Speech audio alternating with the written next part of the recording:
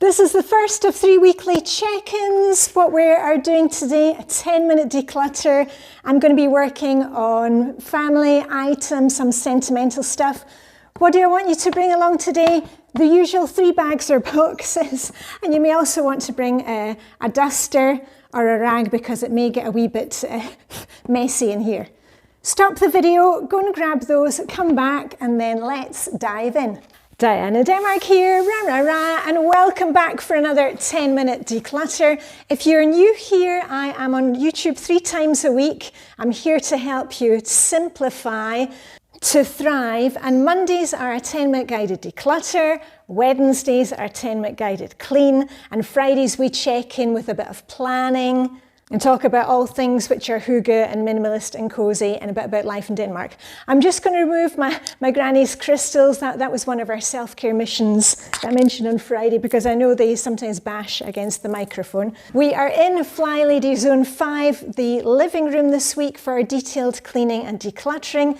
Work anywhere you like, but please work along with me. And I don't do any sponsored content. There's no annoying adverts in the middle of my videos, so you can just relax. I will walk you through the process.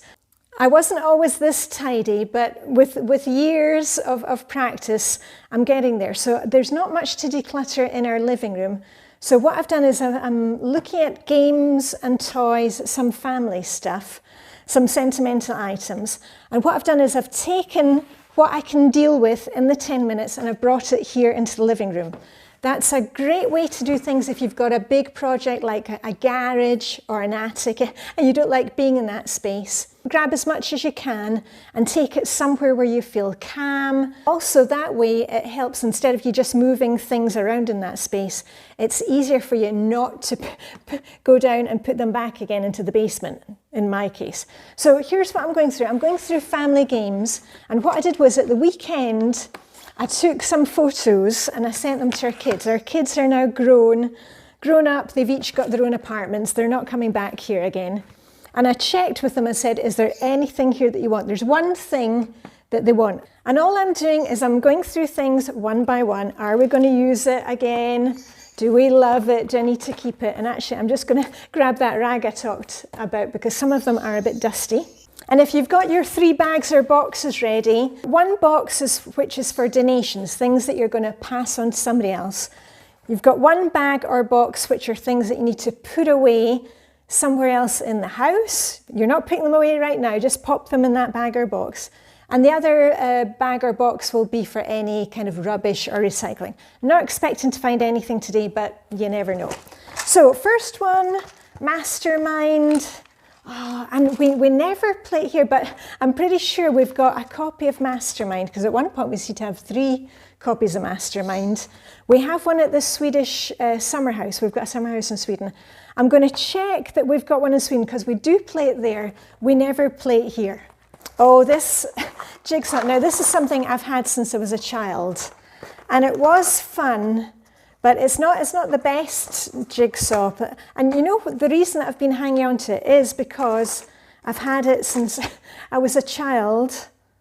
And you made the jigsaw and then there were little place names that you put in it. But you know what?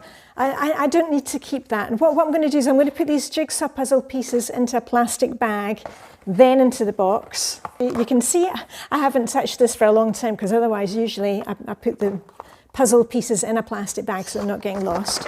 Okay, so that one can go. Cluedo. Oh, Cluedo is my favourite game as a child. You know, when I was small, I wanted to be a detective or a spy. You've probably seen that in some of the books that I've kept since I was a child. Yeah, I'm keeping Cluedo. I think they call it Clue in the States. Is that right? So this one gets to stay. Monopoly. Oh gosh, and these games, these are ones that I brought. I'm from Edinburgh, and when I moved to work in Luxembourg, I was in Luxembourg for 10 years before coming here to Copenhagen 24 years ago. I moved my games with me, but you know what? No. Monopoly can go. We never play that. And think of, you know, maybe you do play these games with your kids. That's great. And our kids, they've taken the games that they used to play at home, they've taken them with them to their apartments. Okay, one for the pot. This one I am also keeping. This was one of my best games that I ever got. I may even have a photo of me at, I don't know, maybe my 10th birthday. And it was kind of like an Alice in Wonderland thing. And then you threw a dice, and then you would do a little scoosh scoosh of the teapot into some cups. I know, it seems like a crazy thing. And then you would put teaspoons in and sugar lumps, and then if your cup overflowed, you were out of the game, or maybe you won the game, I can't remember. Anyway, one for the pot, that is getting to stay. I think you can tell by the colours on the box which era this was, with all the purples and greens.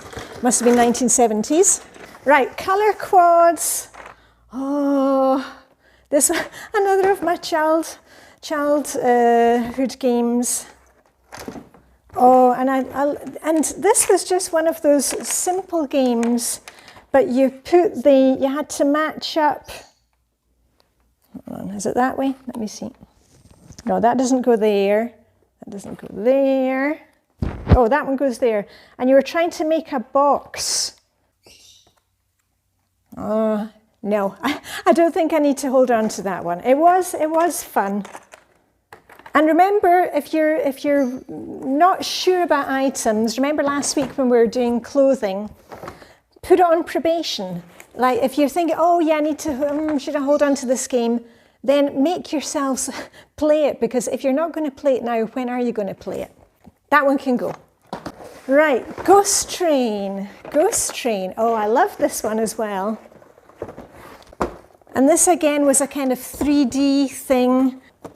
And you would turn these, and then there was a big spider attached that would drop down and maybe knock you off. Oh, here's a spider. Gosh, it certainly brings back memories, but I don't think I'm going to play it. And you can see that the spider is kind of cracked as well on the top. It would swing like that. It was up on the top, and then it would swing and knock you off in a bat.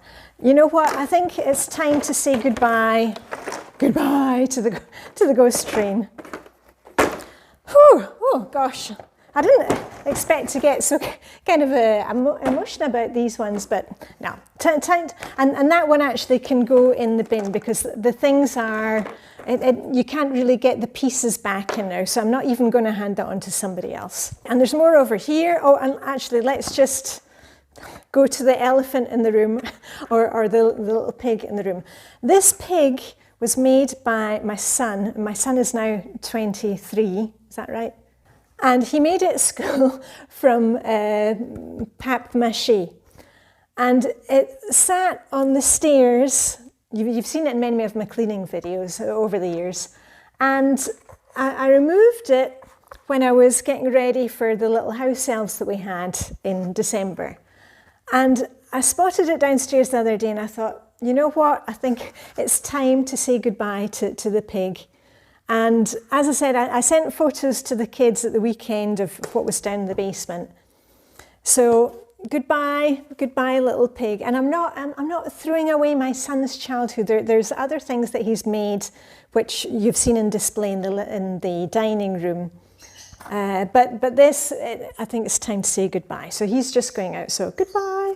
Right, a few more. My son said he does want this one. It's a chess set, and my husband, I checked with him because he was Danish chess master when he was children's chess master when he was under 15. Hubby said it was fine. He's got his chess set next door, and this one, he doesn't even remember where he got it. But it may be Swedish, and maybe it was hand painted or something. Anyway, my son wants that because he often plays chess, as does my daughter. But this will be an upgrade from the set that he's got. Frustration, do you remember that one? I made that really annoying noise. That can go. The fish game. I think sometimes it's more me that's into the games than the kids. Oh, hold on. This microphone is too heavy for my sweater.